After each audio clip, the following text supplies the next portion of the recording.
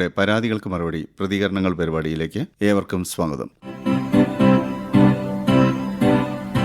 നിയമവേദിയിലെ ആദ്യ പരാതി വായിക്കാം. ഈ പരാതി അയച്ചിട്ടുള്ളത് സേവ്യർ തോമസ് പൂത്തോട്ട.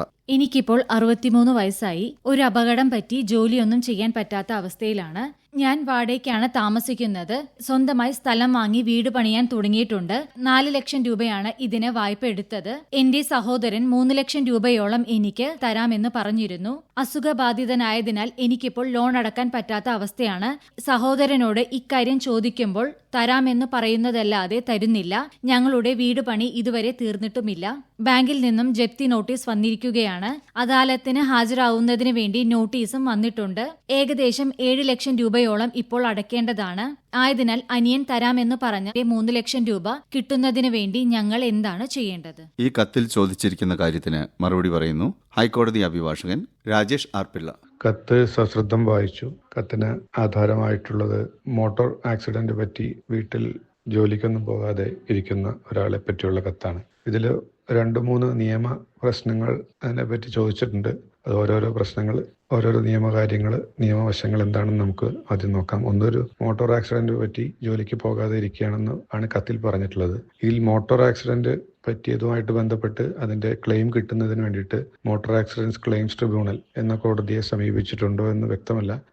വാഹന അപകടത്തിൽ പരിക്ക് പറ്റിയാൽ ഏത് വാഹനം കൊണ്ടാണ് ആ പരിക്ക് പറ്റിയത്, ആ വാഹനത്തിന്റെ ഡ്രൈവറിനും ഓണറിനും ഇൻഷുററിനും എതിരെ മോട്ടോർ ആക്സിഡൻസ് ക്ലെയിംസ് ട്രിബ്യൂണലിൽ പരാതി നൽകി ഈ അപകടത്തിലുണ്ടായിട്ടുള്ള ചികിത്സയ്ക്കും മറ്റ് നിങ്ങൾക്കുണ്ടായിട്ടുള്ള കഷ്ടനഷ്ടങ്ങൾക്കും നഷ്ടപരിഹാരവും കോമ്പൻസേഷനും മറ്റും ഈടാക്കിയെടുക്കാൻ കഴിയുന്നതാണ്. അങ്ങനെ എന്തെങ്കിലും നിയമ നടപടികൾ സ്വീകരിച്ചതായിട്ട് കത്തിൽ പറയുന്നില്ല. അങ്ങനെ സംഭവിച്ചിട്ടില്ല എങ്കിൽ എത്രയും വേഗം തന്നെ അങ്ങനെ ഒരു നടപടികൾ സ്വീകരിക്കണം.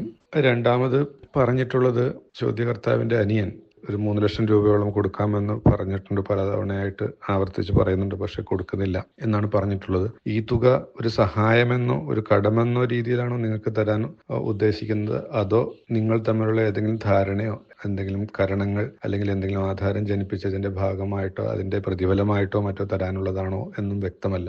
ഭാഗപത്രത്തിന്റെ ഭാഗമായിട്ട് അനിയൻ നിങ്ങൾക്ക് തരേണ്ട പൈസയാണോ, നിങ്ങൾക്ക് അനിയനിൽ നിന്ന് ഈടാക്കിയെടുക്കാൻ അവകാശമുള്ള പൈസയാണോ എന്നും കത്തിൽ വ്യക്തമല്ല.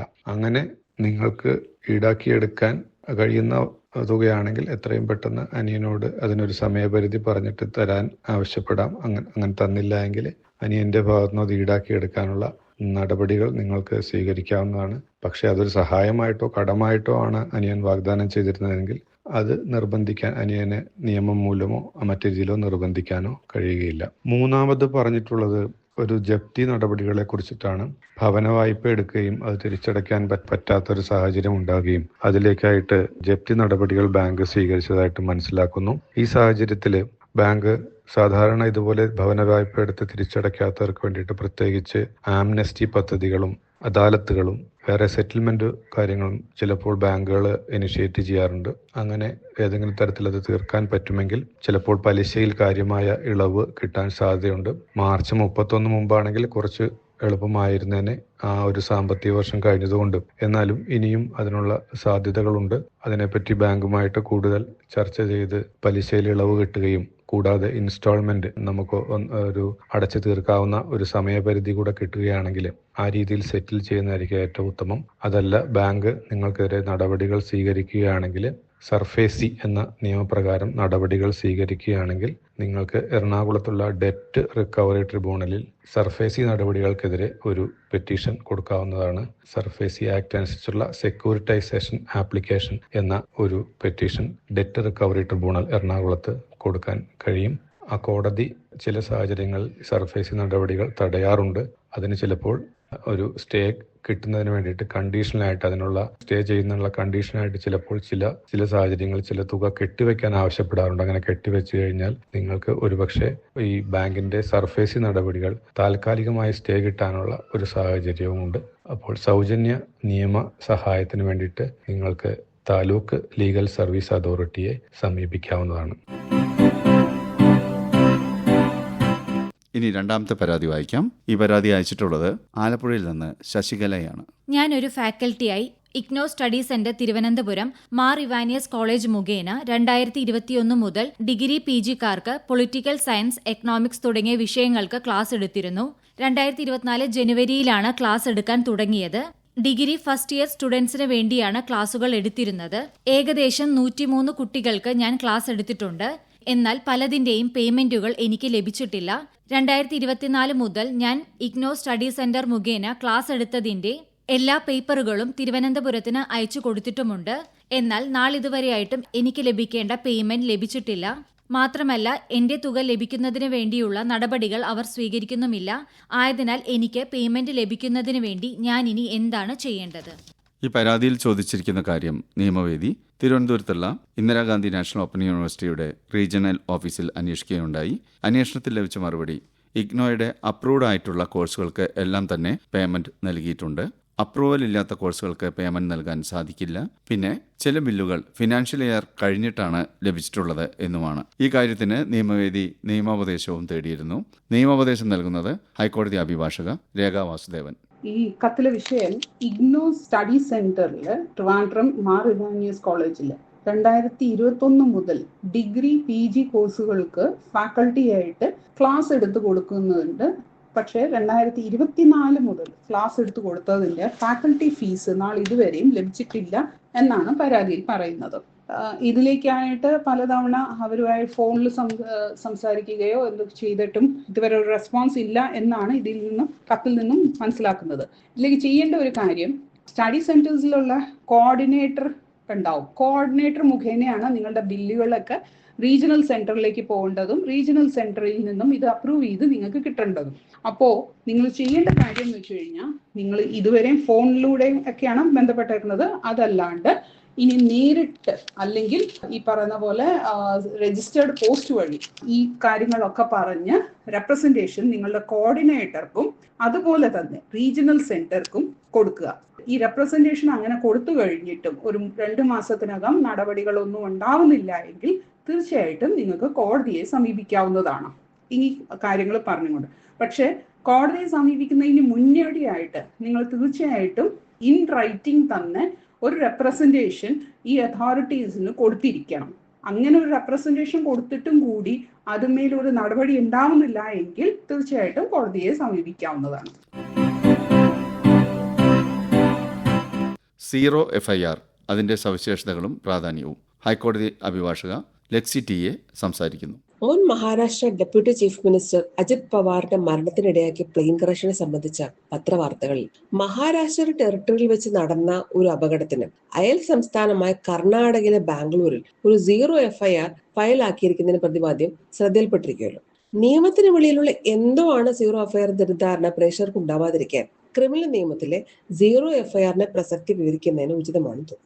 കുറ്റകൃത്യം നടന്ന സ്ഥലം പരിഗണിക്കാതെ തന്നെ ഏത് സ്റ്റേഷനിലും ഒരു കോഗ്നിസബിൾ ഒഫൻസ് അഥവാ പോലീസിന് നേരിട്ട് കേസെടുക്കാവുന്ന കുറ്റകൃത്യങ്ങളെ കുറിച്ചിട്ട് FIR രജിസ്റ്റർ ചെയ്യാൻ അനുവദിക്കുന്ന നിയമപരമായ സംവിധാനമാണ് 0 FIR. 0 FIR കുറിച്ച് മനസ്സിലാക്കുന്നതിന് മുമ്പ് നോർമൽ FIR ചില പ്രാഥമിക വിവരങ്ങൾ നമുക്ക് ആദ്യം മനസ്സിലാക്കാം. കൊലപാതകം, ബലാത്സംഗം, സ്ത്രീധന മരണം, തട്ടിക്കൊണ്ടുപോകൽ, മോഷണം, കലാപം തുടങ്ങിയ കോഗ്നിസബിൾ ഒഫൻസുകളിൽ പരിധിയിൽപ്പെടുന്ന ഒരു ക്രൈം നടന്നാൽ ആ ക്രൈം നടന്ന ജുറിസ്ഡിക്ഷനിലുള്ള പോലീസ് സ്റ്റേഷനിലെ ഉദ്യോഗസ്ഥർക്ക് FIR ഉടനടി തന്നെ രജിസ്റ്റർ ചെയ്യാൻ ഉത്തരവാദിത്തമുള്ളതാണ്. എന്നാൽ എല്ലാ കോഗ്നിസബിൾ ഒഫൻസുകളിലും നിർബന്ധമായി FIR രജിസ്റ്റർ ആക്കണമെന്ന ഈ ജനറൽ റൂളിന് ചില എക്സെപ്ഷൻസ് ഉള്ള കാര്യം കൂടി മനസ്സിലാക്കേണ്ടതാണ്. 2014 സുപ്രീം കോടതിയുടെ 5 അംഗ വിധിച്ച ലളിതകുമാരി വേഴ്സസ് ഉത്തർപ്രദേശ് സർക്കാരിന്റെ ആ വിധിന്യായത്തില് ഒരു കോഗ്നിസബിൾ ഒഫൻസിനെ സംബന്ധിച്ച് വിവരം ലഭിച്ചാൽ ഉടനെ തന്നെ പോലീസിന് ഒരു FIR രജിസ്റ്റർ ആക്കാൻ ബാധ്യസ്ഥരാണ്. എങ്കിലും ചില പ്രത്യേക സാഹചര്യങ്ങളിൽ FIR രജിസ്റ്റർ ആക്കുന്നതിന് മുൻപ് പ്രാഥമിക അന്വേഷണം നടത്താനായിട്ടും പോലീസിന് അവകാശം കൊടുത്തിട്ടുണ്ട്.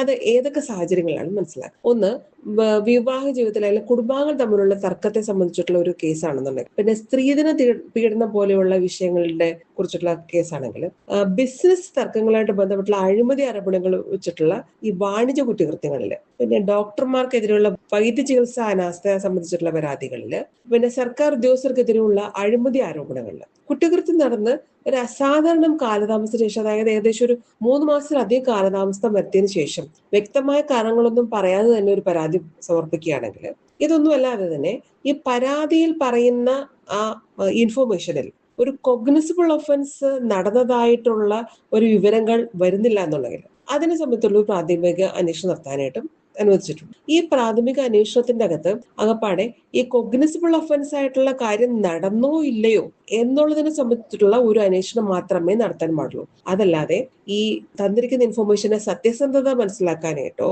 അല്ലെങ്കിൽ നിയമപരമായിട്ട് നിലനിൽക്കുന്നതാണോ എന്ന് മനസ്സിലാക്കാനായിട്ടുള്ള പരിശോധനകളും നടത്താനായിട്ടുള്ള അവകാശം പോലീസിന് നൽകിയിട്ടില്ല. ഈ അന്വേഷണം ഒരു നിശ്ചിത കാലഘട്ടത്തിൽ തന്നെ സമയബന്ധിതമായിട്ട് പൂർത്തിയാക്കി റിപ്പോർട്ട് നൽകേണ്ടത്.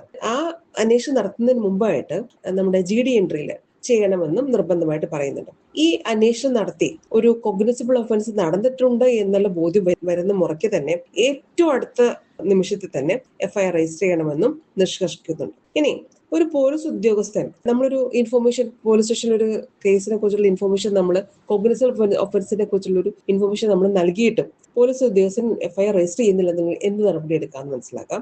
അത് ആദ്യമേ തന്നെ സൂപ്രണ്ട് ഓഫ് പോലീസിന് പരാതി കൊടുക്കാം. അവിടെയും കാര്യങ്ങൾ നമ്മൾ ഉദ്ദേശിക്കുന്ന പോലെ നടക്കുന്നില്ല എന്നുണ്ടെങ്കിൽ മജിസ്ട്രേറ്റ് കോടതിയിൽ പരാതി നൽകാവുന്നതാണ്. ഇനി നമ്മൾ ആദ്യം പറഞ്ഞ സബ്ജക്റ്റിലേക്ക് തന്നെ തിരിച്ചു പോകാം. Zero FIR.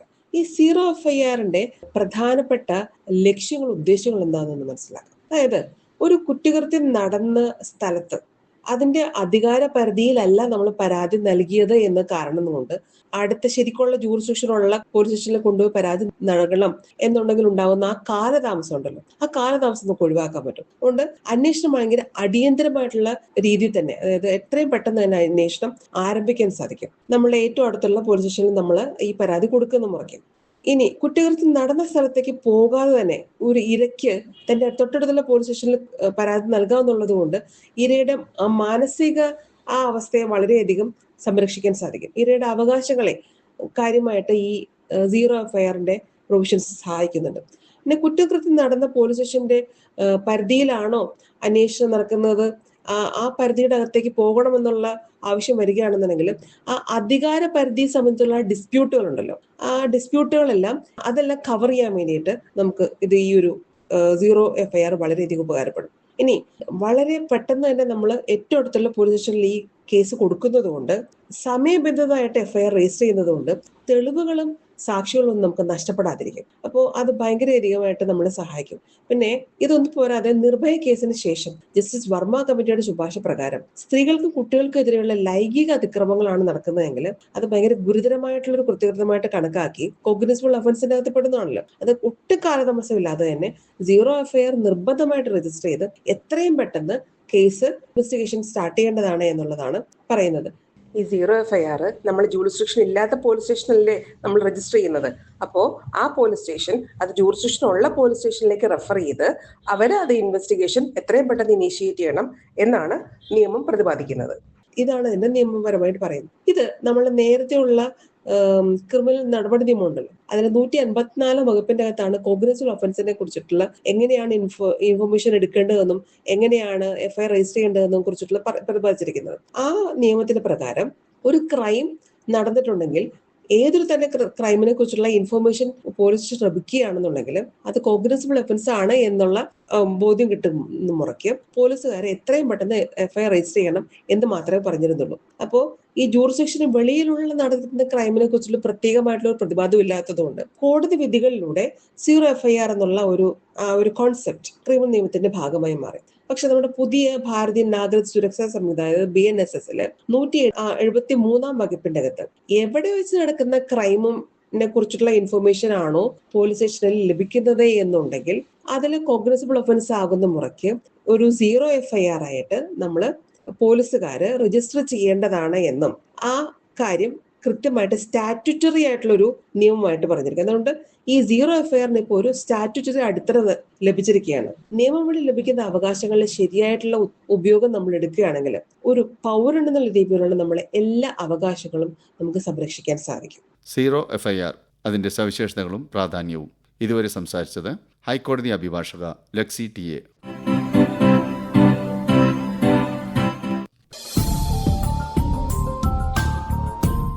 നിയമവേദിയുടെ പരാതികൾക്കു മറുപടി പ്രതികരണങ്ങൾ ഇവിടെ സമാപിക്കുകയാണ്. നിർവഹണം R. ഉണ്ണികൃഷ്ണൻ. സഹായം നീതി MS. അവതരണം ആകാശവാണി കൊച്ചി FM 102.3. ഈ പരിപാടിയിലേക്ക് കത്തുകൾ അയക്കേണ്ട വിലാസം: പരാതികൾക്കു മറുപടി പ്രതികരണങ്ങൾ, care of station director, Akashvani Kochi 21. നിയമവേദി ബുധനാഴ്ചകളിൽ രാവിലെ 8:05 ഞായറാഴ്ചകളിൽ രാത്രി 9:30. ഓരോ ആഴ്ചയിലും പ്രക്ഷേപണം ചെയ്യുന്ന നിയമവേദി പരാതികൾക്ക് മറുപടി പ്രതികരണങ്ങൾ കേൾക്കുന്നതിനായി Akashvani Kochi FM YouTube channel സന്ദർശിക്കുക. മുൻ ആഴ്ചകളിലെ പരിപാടികളും അവിടെ ലഭ്യമാണ്.